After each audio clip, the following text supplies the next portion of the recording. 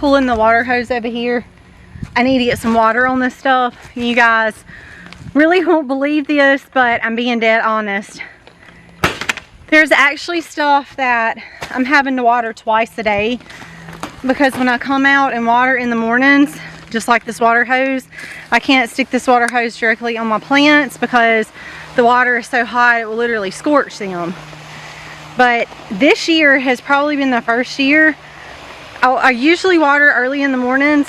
There have been times I've had to water in the afternoons, but especially like when my little ones were babies and I was getting up early in the mornings and nursing multiple times, and it was just really hard to come out. In some of those years I did water in the afternoon. The past couple of years I really have been watering in the mornings, but this has been the first year that I've really seen like a great need to have to water twice, which is completely insane to me. But it has been so hot that I water in the mornings, and when I come back out midday, because I try to do like a walkthrough check on everything as well, like if I can't get to it in the mornings or whatever, to make sure, like check for grasshoppers, check for worms, you know, if anything needs to be tied up, whatever, you know, I try to address that usually after we finish lunch. So we've kicked off back into school. We've done our first week of school, and this is why, because guys, it's so hot. Nobody really wants to be outside. The kids, they're kind of burned out from being outside because we've been kind of outside since spring break, and when it gets this hot, you really don't want to come outside. I'm covered in sweat because it is so hot. But coming out in the afternoon, seeing some of my leaves wilting again. So they're wilted in the morning from being in the sun all day, no water at night. I water them in the morning. They do okay for several hours. And usually about 2, 3, or 4 o'clock, it's like they're wilting again because it is so hot. Not all of my things are doing that, but there are several things that I'm literally having to water twice a day, especially my stuff in pots. Not as much my in-ground things as stuff I have in pots, because it is so hot and the sun is just soaking up that water so fast. I can't even believe it, but I'm having to water 2 times a day now, which to me is totally insane.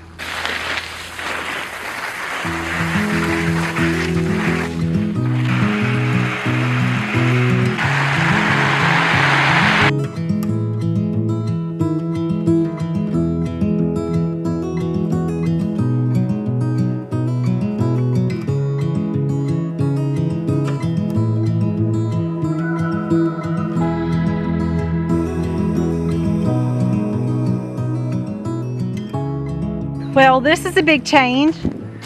All of this is gone, so we managed to get the beds here. We've told you guys before, you can actually see in some of the spots the weed fabric that we put down. We built beds on top of this area, but because we have a really big slope coming off of the house, this all stayed really too wet, and we have tried everything, y'all, from cardboard to weed fabric to bark to we ended up having to constantly spray this area, which was not what we wanted to do.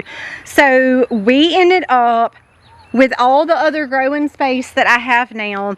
Some of the wood, because those beds were kind of old, some of that wood was starting to break apart anyway. So we moved all of the dirt over to, we have a dirt pile over there, kind of where you see the other chicken wagon. It's a pit over there that we have. We basically moved the dirt over there. We took the wood down. My goal is to take this strip right here of weed fabric and bring it down. So we did kind of build this up with some of the topsoil that was already here, and we are hoping to get a little bit of sod to put in between where the grass is and the weed fabric is going to go, and we don't have to worry about as much weed eating over here anymore because I don't really have any beds for it to be flying into, which was the problem before. The grass was just growing everywhere, and when we would have the guys come through and weed eat and mow, it was so close to the raised beds, which it wasn't supposed to be. The reason why we had the weed fabric and the bark and done all the other things was to keep the grass out of that area, but because all of our efforts failed and the grass would overtake it every year. This is like the 3rd or 4th year in a row. And when they would come through weed eating and mowing, it was getting into those beds. So it was really, really frustrating. They were 12 by 12 and I was having to climb in and constantly weed. So it just wasn't working like we wanted it to work. So all of this is going to be revamped. It's going to look totally different when we're done with it. This whole side of the yard has really been transformed into my growing area, which is very exciting. Thanks for opening the door, dude. Mama. Man. Whew, the temperature difference. So I'm not sure if y'all can actually see the sweat drenched on me, but I'm glad to be inside. I'm glad my chores outside are done. Now, last thing I want to get to. This was gonna bring y'all, I was gonna bring y'all in and tell y'all. So you see this is full of cucumbers right here, and we can't eat them as fast as, that's probably 20. So I don't quite have enough to put jars up to do pickles on the shelf. So what I'm actually gonna do with these cucumbers, because it's really way too many for us to eat, I'm just gonna make those refrigerator pickles, which is the same idea that, guys, I have a whole video on how to easily make pickles that are not soggy. And I'm basically gonna be doing the same exact method, except for I'm just not sterilizing my jars and I'm not gonna seal the tops.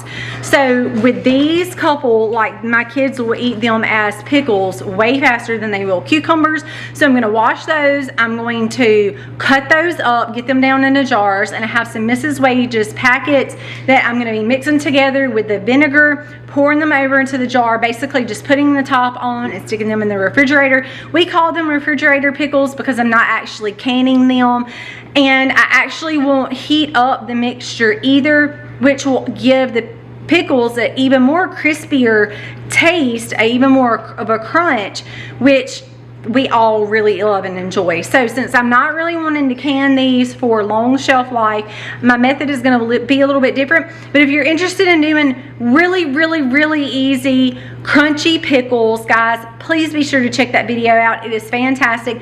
I still have pickles on my shelf that are crunchy that we just call hamburger pickles for throwing on literally hamburgers.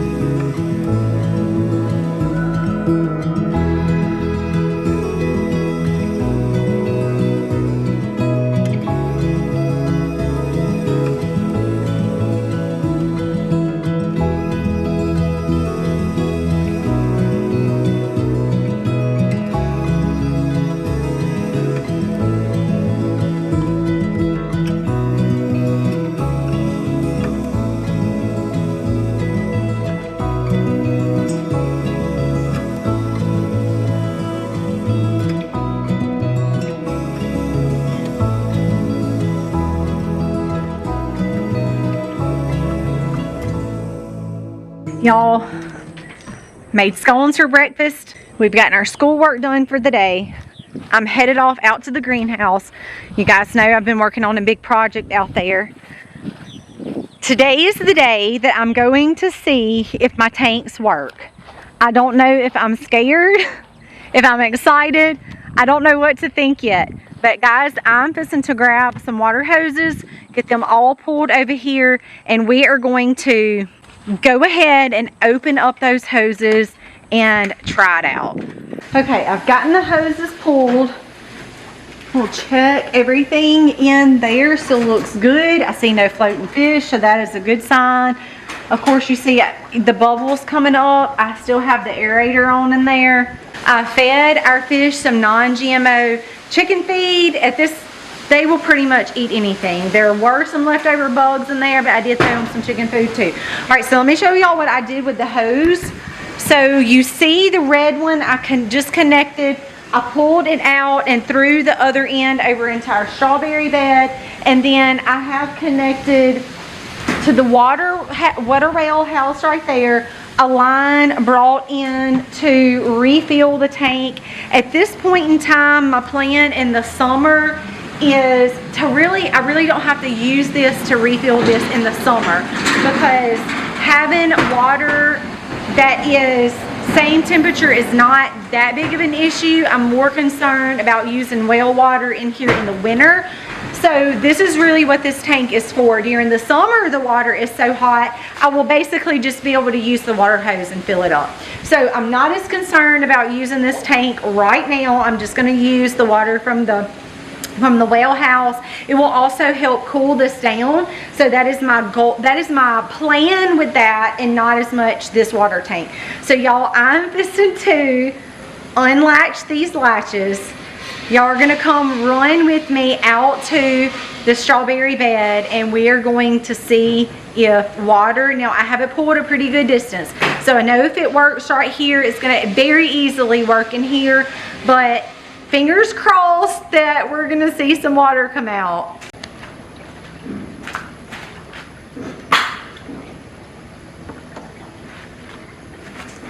All right, y'all, here's the test to see. A hot diggity dog, y'all, look. I have water coming. This is directly from the tank. That means instead of watering the strawberries and greens right now, I'm gonna pop it over into these peppers. Y'all look, that is so exciting. I'm going to be able to water everything, even in this area over here, with my water from the fish tank. That is so exciting. Y'all, that is completely off grid right there. There's no power needed for that. Now, I will say this. Whenever I do get the solar hooked up, I will only need it for the aerator. So there's no pumping system to this at all. This is all gravity fed right here. The force of the water is being pushed to let the water flow down and out. And it's not, honestly, not like I can't use the sprayer. I'm not going to be able to use, like, hook it up to a sprinkler or use the sprayer. And it's not coming real fast, but nonetheless, it's coming. And it's coming directly from the tank, which is so exciting, y'all. Okay, I have finished up. You can see, honestly, I did this section right here, watered it. It actually didn't even put a dent in my water, just using a little bit. So that means when I do refill this up, I'm not going to have to put a whole lot of water in there, which really is a good thing, because my well water is cold and I don't want to shock the fish. So just adding a little bit of water back to them is not going to be a shocker to them. It's not like taking them out of warm water and putting them in cold water, right? So I'll put some cold water down in there and it's not going to really shock them, especially because I'm not adding a lot. But y'all, that is so exciting to know that I just watered my plants with fish water, with no pumps or anything. It's so exciting. Now, all this that you see, like right here, none of this is going to be here. We had the guy that was working on my greenhouse basically finished our bathroom, finished the greenhouse, and kind of got to a stopping point and had to leave. He's actually working for somewhere else right now and has a pretty good month's worth of project to do. So I'm hoping that before long he's going to be able to come back. Once he comes back, we're going to be looking at putting these polycarbonate panels on my other greenhouse. But before we do that, we need to get the solar panels hooked up, which will do my air fans in here, which is going to really help with ventilation. Y'all see the holes up there, again, is for air vents to help with the ventilation in the greenhouse. Then my other plug is going to be right here on this back wall that you're going to see, that is also going to be hooked into the solar panels. And its sole purpose that I wanted right here was for the aerator. So this is going to be mounted elsewhere, plugged in. We're just not to that stage yet, because our friend that was here that has been helping us with all of our projects had to stop here and go finish a project somewhere else. So once we get him back, that is like the next goal here, is to get my solar panels. So this is for the time being, which, to be completely honest with you, I needed this time to really just kind of play with the system, see if it was going to work. I'm so excited, y'all. I cannot believe it worked. That was a system that I literally come up with on my own. It is the rainwater catchment idea, okay? I'm not catching rainwater in this because I don't want any holes cut in my polycarbonate. I will be filling the tanks myself. It's just the idea of catching water in your tanks, right? And using hoses at the bottom to water with your rainwater catchment using gravity, right? So it's that idea mixed with, I put fish in there because I don't want to do fish in ground. I don't want to do tanks and pumps running everywhere. That's not what I wanted to do. So I thought using the tank fish idea with rainwater catchment idea mixed together could possibly work, and I'm so excited it did. So y'all, I honestly don't know of any other homestead farmer. I've never seen this before. It was just something strictly that I come up with in my own head, and I can't believe it works. So I am super excited about it. I hope that some of y'all are maybe motivated to try that system. So this was the original tank. We got 3. I only needed 2. This was the original tank, and cutting off the top, adjusting, getting a hose attachment for the bottom, and cleaning it out really well, getting the water in there, getting the fish in there, attaching literally attaching the hose. It's a very simple concept, but y'all, I could not be more thrilled about it. I did not water this area a whole lot because you see clouds. If you did not already hear thunder in the background, it's been partly cloudy on and off today, so the things were not, I'm sure y'all heard that, things are not as dry as they have been. Now, I have been having to water 2 times a day, especially like my stuff right there in pots, because I water in the morning, and usually by the afternoon the sun is beaming down on y'all, and I mean absolutely beating my plants down. And I've had to come out here around this time every afternoon and water again. So today I knew that I wasn't going to have to water a whole lot because it's been partly cloudy. It's kind of thundering in the background. I don't know if it's going to rain a lot or not, so I didn't water everything really heavy. But my main goal today was to see if the system worked, and I cannot say I'm more excited enough. It is very, very exciting because when I come up with this idea, I had so many, well, what about this? What if this? I'm not sure about this. Knowing that refilling the tank with cold water in the winter was a huge, like, I don't think that's going to work. I'm going to end up killing the fish. What if it's too hot? So I was going through all these plans and scenarios and what ifs in my mind. I actually had a viewer suggest putting the second tank for using the water to refill the tank with the fish. So I can't take all the credit. Some of this has been thought through, created with the help of some of y'all, listening to some of your comments, and I just put it in play, put it in practice. So how cool is that? I can't really get over that. I come up with the system mostly, and I cannot believe it actually works. I am really floored about that, and I'm excited to see how it is going to feed my plants so effectively. It's going to take a lot of fertilization off of me because the plan is so simple. I really just have to give them a little bit of food, fill up the water, and the fish do all the work. So super cool idea. I am excited to know if you guys are thinking about doing this for your own homestead or your own farm. Y'all, please let me know in the comments, or send us pictures. I would love to see this idea spread because it literally was just as easy. Putting together was very simple. It just took a little bit of time, a little bit of money. The totes were not that expensive. We caught fish out of our own pond.